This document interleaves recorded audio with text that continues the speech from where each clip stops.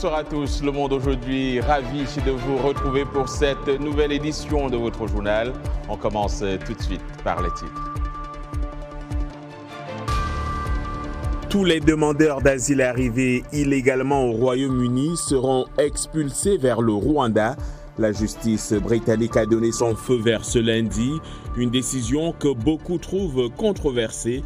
Nous irons à Kigali pour des réactions.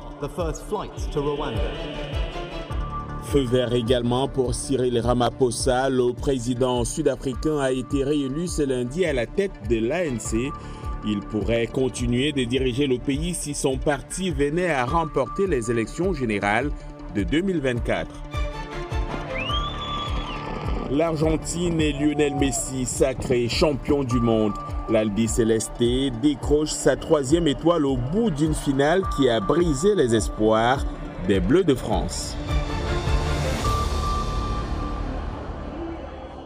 Voilà donc pour les titres et on commence donc par l'ANC au pouvoir en Afrique du Sud qui a réélu à sa présidence Cyril Ramaphosa, désormais assuré d'un second mandat à la tête du pays en cas de victoire du parti historique aux élections générales de 2024.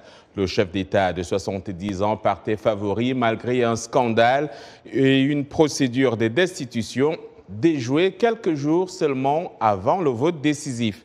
Les précisions avec Dili Diko. Cyril Ramaphosa a été réélu à la tête du Congrès national africain, le parti au pouvoir en Afrique du Sud. Mais l'incertitude a plané jusqu'à la dernière minute. Des tractations au sein du parti profondément divisé faisaient courir la rumeur d'une possible défaite de M. Ramaphosa, gêné depuis des mois par une affaire de cambriolage. Pour le compatriote Mkize Zweli, son total est de 1897 votes.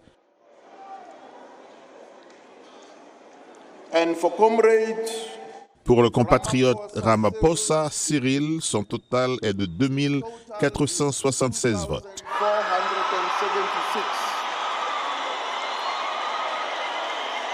Cyril Ramaphosa a donc remporté la victoire face à son seul rival, l'ex-ministre de la Santé, Zweli Mkhize. Le président de la commission électorale de l'ANC, Kgalema Motlanthe, a précisé que quelques 4400 délégués réunis en congrès ont voté jusqu'à tard dans la nuit de vendredi. L'élection du nouveau vice-président du parti était aussi attendue. Paul Mashatile, ancien trésorier du parti, âgé de 61 ans et originaire du township le plus pauvre de Johannesburg, a été nommé à ce poste qui sert traditionnellement de rampe de lancement pour de futurs présidents. Et pour le camarade Mashatile Paul, le total est de 2178. À l'annonce des résultats, une grande partie de la salle du Congrès s'est levée poussant des cris de joie. D'autres, moins nombreux, sont restés silencieux, le visage fermé. Mais l'ANC reste pour l'instant convaincu que Cyril Ramaphosa est son meilleur atout en vue de la présidentielle de 2024. Victoire en Afrique du Sud, victoire également en Grande-Bretagne. Après environ 6 mois de suspension de la décision d'expulsion des demandeurs d'asile du Royaume-Uni vers le Rwanda, la justice britannique a finalement tranché ce lundi en faveur de ce projet contesté par certaines organisations des droits de l'homme. Comment cette nouvelle est perçue au Rwanda? De Kigali, Jean Damascène Manishimiye nous en dit un peu plus. Le Rwanda salue la décision de la justice britannique d'envoyer au Rwanda les demandeurs d'asile arrivés illégalement au Royaume-Uni. La première réaction qui s'est fait entendre à Kigali est celle du porte-parole adjoint du gouvernement du Rwanda, Alain Mukurarinda, qui a déclaré que cette décision est satisfaisante parce que c'est une réponse à une action purement humanitaire. Alain Mukurarinda a déclaré que cette décision donne au Rwanda l'occasion de donner sa contribution à la recherche d'une solution au problème des migrants pour sauver des vies. Par allusion aux migrants qui perdent régulièrement la vie en tentant de traverser la mer Méditerranée pour rejoindre l'Europe. Alain Mukurarinda a qualifié cette décision d'une avancée significative à la recherche d'une solution définitive à ce problème. Et enfin, il nous a confirmé que pour le moment, le Rwanda est prêt à accueillir ces migrants. Si jamais les migrants, le premier avion qui transporte les migrants arrivait demain, le Rwanda serait prêt à les accueillir, à les loger, à les nourrir, à les instruire conformément à l'accord qui a été signé entre le Royaume-Uni et le Rwanda. Jean Damascène Manishimwe pour VOA Afrique, Kigali. Traversant la frontière dans l'est de la République démocratique du Congo, certains groupes armés et milices comme l'Alliance des Patriotes pour un Congo libre et souverain se sont mis ensemble pour combattre la rébellion du M23 que Kinshasa accuse d'avoir le soutien du Rwanda, ce que Kigali a toujours démenti. C'est un reportage d'Edi Isango. Depuis une colline du Massissi, dans l'est de la République démocratique du Congo, ce chef de guerre coordonne les mouvements de ces hommes. Avec d'autres groupes armés, ils forment une coalition qui s'est jurée de stopper l'avancée des rebelles du M23. Sanglé dans un treillis commando, Janvier Karaïri, lieutenant-général autoproclamé, 60 ans, se présente comme le chef de la milice Alliance des Patriotes pour un Congo libre et souverain, APCLS, composé essentiellement des combattants de l'ethnie Houndé. Il explique que les milices locales ont mis leurs forces ensemble pour combattre les M23 qu'il appelle agresseurs.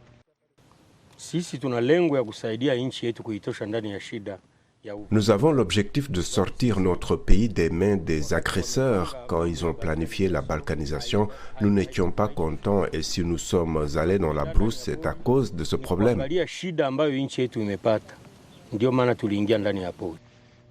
Il y a 10 ans, Janvier Karaïri avait déjà combattu les M23, un mouvement majoritairement Tutsi qui avait alors brièvement occupé Goma avant d'être vaincu en 2013. Fin 2021, les M23 ont repris les armes, estimant que des engagements pris par Kinshasa pour la réinsertion de ces combattants n'avaient pas été respectés. Au fil des mois, cette rébellion que Kinshasa affirme activement soutenue par Kigali a conquis une partie du territoire des Rutshuru, frontalier de l'Ouganda et du Rwanda, s'est approchée à une vingtaine de kilomètres au nord de Goma et progressé vers l'ouest en direction du Massissi. Le chef milicien s'est lancé encore une fois dans les combats contre ces M23 qu'il ne veut pas voir sur ses terres. La coalition des milices affirme se débrouiller seule, sans l'appui de l'armée régulière, pour collecter armes et munitions qui servent à combattre l'ennemi. Nous ne sommes pas avec eux sur le terrain, nous sommes seuls et il y a des axes que les FARDC ont libérés. Vous voyez que l'ennemi progressait avec vitesse, il y a des colonels FARDC, des officiers qui ont trahi et il a fallu que nous intervenions pour arrêter cette hémorragie. Dans un rapport publié en octobre, l'ONG de défense des droits de l'homme, Human Rights Watch, a affirmé que des unités de l'armée congolaise avaient collaboré dans la lutte contre les M23 avec des groupes armés, donc certains responsables d'exactions. Parmi eux figuraient les FDLR, Forces démocratiques de libération du Rwanda, groupe principalement Hutu constitué par certains responsables du génocide des Tutsis rwandais en 1994. Mais l'armée assure qu'elle ne combat pas aux côtés de ces milices, ce qu'affirme aussi l'APCLS. Pendant ce temps, en Tunisie, le fiasco des législatives marqué par une abstention de plus de 90% est un camouflet pour le président Kais Saïed, dont l'opposition a réclamé dimanche le départ et qui se retrouve très affaibli dans ses négociations avec le FMI pour un prêt crucial. Le chef de la principale coalition d'opposants, Ahmed Nedjib Chebi, a appelé le président à quitter ses fonctions immédiatement face à une participation de seulement 8,8% samedi au premier tour. Il s'agit du taux le plus bas depuis la révolution de 2011 qui avait chassé du pouvoir le président Ben Ali et fait émerger la première démocratie du monde arabe.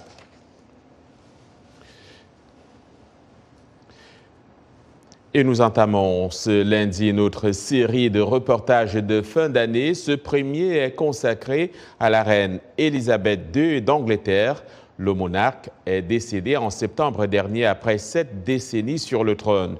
Sa disparition a été pleurée dans le monde entier et ses funérailles ont été suivies par des millions de personnes. Henry Ridgwell revient sur cette période extraordinaire de l'histoire de l'Empire britannique et l'une des grandes nouvelles de l'année qui s'achève bientôt. C'est un récit de Rosine Munezero. Son dernier devoir en tant que chef d'État, la reine Elisabeth II a officiellement demandé à Liz Truss de former un nouveau gouvernement le 6 septembre. Son visage a gardé la luminosité familière, mais sa fragilité est évidente. 2 jours plus tard, dans la soirée du 8 septembre, on annonce que le plus ancien monarque de Grande-Bretagne est décédé dans sa résidence de Balmoral en Écosse. Il avait 96 ans. Ce fut un choc très considérable parce que même s'il était clair depuis quelques heures que c'était presque certain, c'est ce que la nation redoutait d'entendre.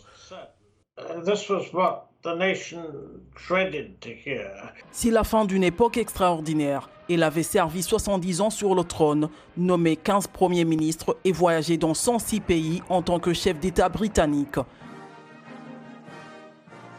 Sa mort a déclenché 11 jours de faste et de cérémonies méticuleusement planifiées et de deuil à travers la nation, le Commonwealth et le monde. C'est comme si ça n'avait pas encore frappé. C'est juste très étrange. C'est un sentiment très étrange. Bouleversé, ému. Je me demande ce qui va se passer ensuite. God save the king. Le premier fils d'Élisabeth monte sur le trône à sa mort, devenant le roi Charles III. À ma chère maman, alors que tu entames ton dernier grand voyage pour rejoindre mon cher défunt papa, je veux te dire ceci. Merci. Merci pour ton amour et ton dévouement à notre famille et à la famille des nations que tu as servi avec tant de diligence pendant toutes ces années. Que des chœurs angéliques t'accompagnent jusqu'à ton repos.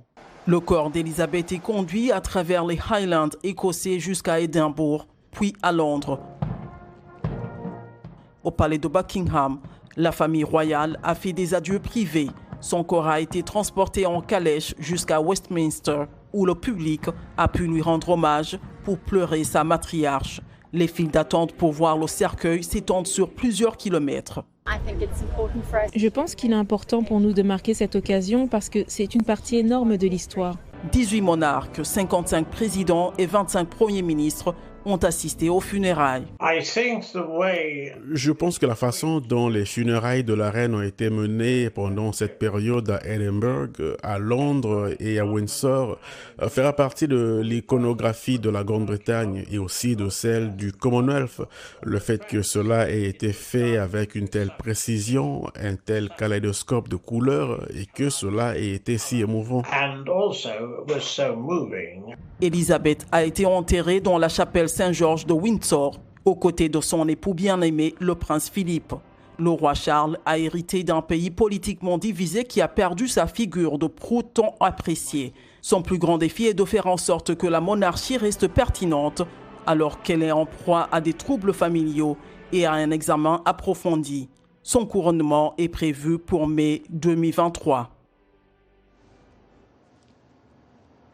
Ici, aux États-Unis, le temps presse pour les législateurs appelés cette semaine à adopter un projet de loi massif finançant le gouvernement fédéral jusqu'en septembre prochain. Le budget militaire et de nouvelles aides à l'Ukraine font partie des éléments importants en cours de négociation. Catherine Gibson, la correspondante de la VOA au Congrès, nous en dit plus. C'est un récit signé Jacques Aristide.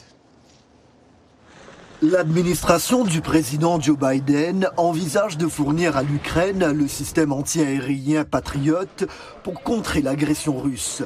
L'ambassadrice d'Ukraine aux États-Unis est d'avis que ce soutien est vital. Il y a une attaque massive contre les infrastructures civiles, 50% du réseau énergétique est détruit, nous devons l'arrêter et la seule façon de le faire est d'augmenter les défenses aériennes partout en Ukraine. Les élus américains tentent de mettre les bouchées doubles en cette fin d'année pour finaliser une série de projets de loi visant à financer le gouvernement pour l'exercice en cours. Mais ils n'ont pas pu parvenir à un accord sur la réforme de l'immigration au moment même où le Title 42, une politique mise en place pour limiter l'immigration durant la pandémie de Covid-19, arrive à terme ce mercredi. Le Title 42 doit être prolongé jusqu'à ce que nous puissions vraiment réformer l'immigration. Les républicains avertissent que la suppression des procédures pour limiter l'immigration pourrait provoquer une crise à la frontière. C'est un ouragan d'immigrants. Tout le monde en subit l'impact. Quant à la commission d'enquête parlementaire sur l'assaut du Capitole le 6 janvier 2021, elle publie son rapport cette semaine. Au cours de Inside Politics de CNN, l'élu démocrate Adam Schiff indique que des actes d'accusation sont attendus.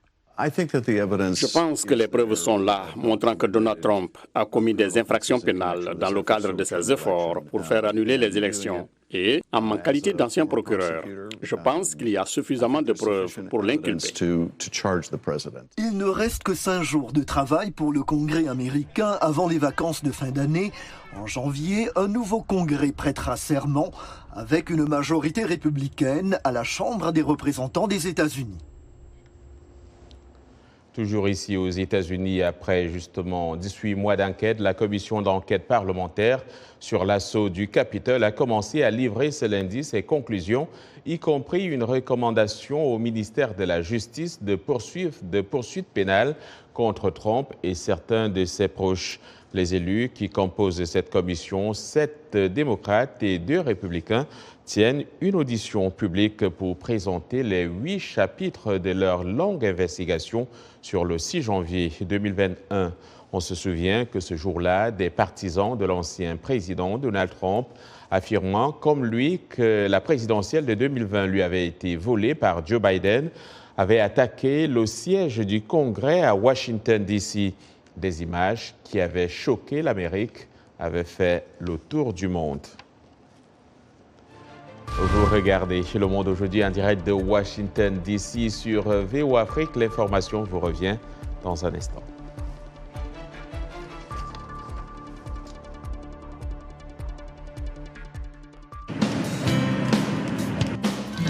Santé, bien-être, sport, beauté, nouveauté. Carnet de santé est l'émission hebdomadaire qui vous veut du bien. Des chroniques, des reportages, des témoignages recueillis sur le continent et ailleurs. Chaque semaine, je vous donne rendez-vous pour une consultation avec nos experts. Carnet de santé vous donne la parole pour leur poser vos questions et recueillir leurs conseils. De Washington, Lynn Armoudou vous propose Carnet de santé, votre nouvelle émission de santé de la Voix de l'Amérique. Vous suivez Le Monde aujourd'hui, un programme de VOA Afrique. Merci de nous rejoindre pour cette seconde partie. Nous émettons en direct de Washington, D.C.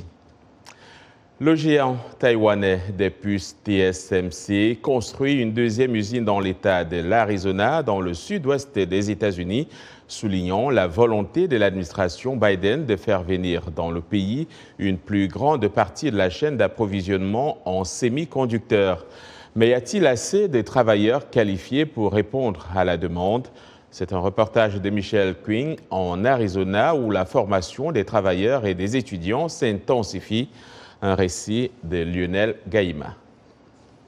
La visite du président Biden aux installations de fabrication de puces électroniques en Arizona le 6 décembre souligne le positionnement de cet État du Grand Canyon dans la production des semi-conducteurs aux États-Unis. Avec la construction de l'usine du géant taïwanais des puces au nord de Phoenix, l'expansion d'Intel au sud-est de la ville et l'arrivée des fournisseurs du monde entier, la région crée déjà des milliers de nouveaux emplois. Certains de ces nouveaux employés de TSMC sont recrutés dans des universités américaines et formés à Taïwan. Ici, à l'université communautaire de Mesa, les étudiants sont formés à la conception et à la fabrication de semi-conducteurs. J'ai toujours été un fan de la technologie, alors j'ai vu l'ouverture et je me suis dit, ça a l'air d'être quelque chose d'intéressant que j'aimerais faire, alors j'essaye. Depuis le mois de juin, plus de 300 étudiants ont obtenu leur diplôme, attirant des personnes qui ne seraient pas forcément vues dans la fabrication des puits. C'est un nouveau créneau, c'est un travail passionnant, c'est un travail de construction. Cela signifie qu'ils ont l'occasion de faire la différence. Tennessee Jackson a rejoint le programme après avoir travaillé dans les centres d'appel. Elle vient d'être embauchée chez Intel en tant que technicienne en semi-conducteurs. Ce qui m'inspire, c'est la technologie, le fait de savoir que chaque personne en a besoin. Pour répondre aux besoins en main-d'œuvre du secteur florissant des semi-conducteurs en Arizona, une salle blanche de 3700 m² a été aménagée à l'Université d'État de l'Arizona.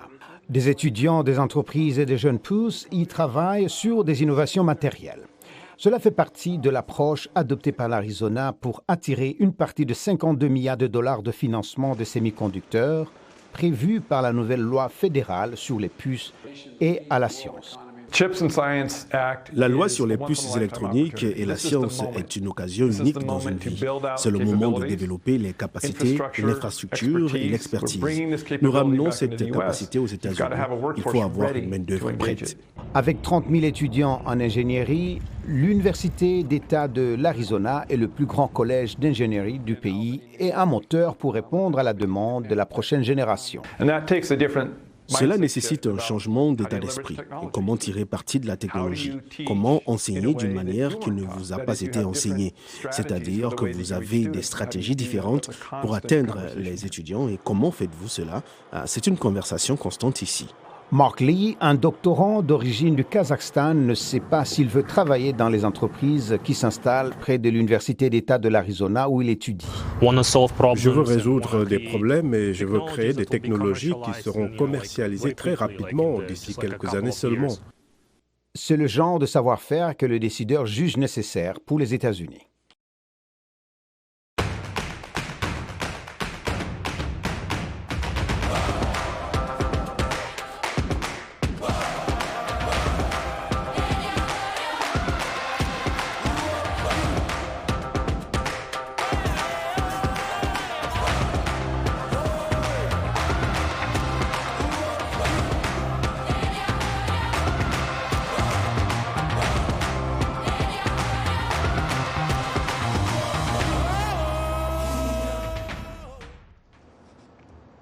La boucle finale a eu lieu hier dimanche avec le sacre de l'Argentine de Lionel Messi devant la France de Kylian Mbappé. Yacouba Ouedraogo nous a rejoint, c'est pour sa rubrique spéciale consacrée à la Coupe du Monde. On va aussi mettre la clé sous le paillasson et vous parler de cette finale que vous dites folle. Tout à fait, John. Bonsoir déjà et bonsoir à tous. Effectivement, beaucoup de renversements de situation et d'émotions jusqu'au pénalty en passant par les prolongations. 3-3 dans le jeu. 4-2 pour l'Argentine au tir au but sacré devant la France. Retour sur un sacre et des délires d'un pays qui a attendu 36 ans pour avoir une troisième étoile. C'est avec Gabi Dorsil. Cette finale Argentine-France reste définitivement dans la légende du foot et les qualificatifs manquent pour évoquer la victoire de l'Albi Célesté lors d'une apothéose de légende pour un joueur de légende. 2 buts de Lionel Messi, un triplé de Kylian Mbappé qui porte son total à 8, faisant de lui le meilleur buteur du tournoi. Après 4 échecs depuis son premier mondial en 2006, cette fois, c'était le soir de Lionel Messi. Ce triomphe au bout du suspense offre une 3e étoile à l'Albi Célesté après les titres de 1978 et 1986. À Buenos Aires, l'explosion de joie est à la hauteur des attentes. Messi, notre héros. Messi nous a sauvés de tout. Il est allé trop loin. Messi est allé trop loin. Le meilleur.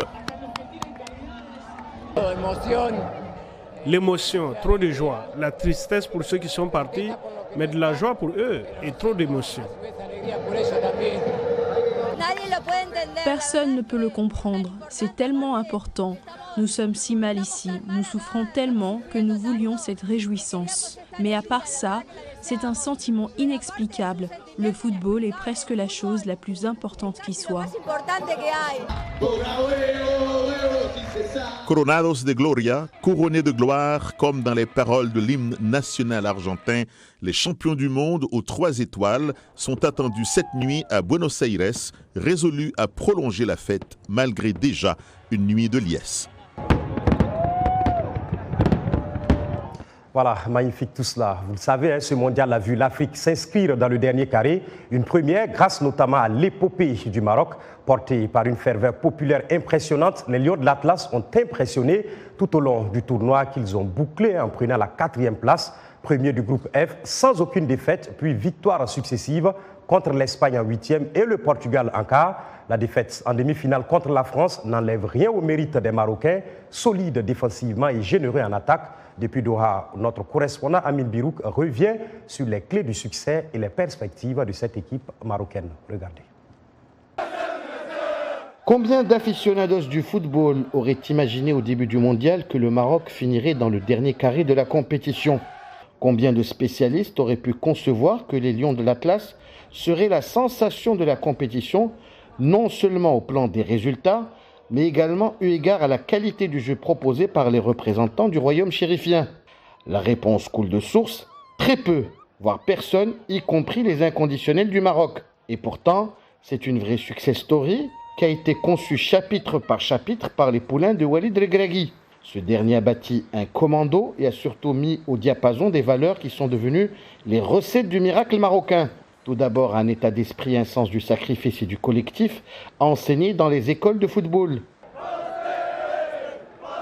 Le slogan « Tous pour un et un pour tous » a été une des clés, mais pas la seule, de cette aventure. Il y a également un plan tactique qui a mis en difficulté les cadors belges, espagnols et portugais et poussé la France dans ses derniers retranchements. Enfin, le sélectionneur a tenu à ses joueurs et aux médias un discours décomplexé. Voilà, en finale, on veut gagner. Un slogan qui ressemble comme deux gouttes d'eau au fameux « Yes, we can ».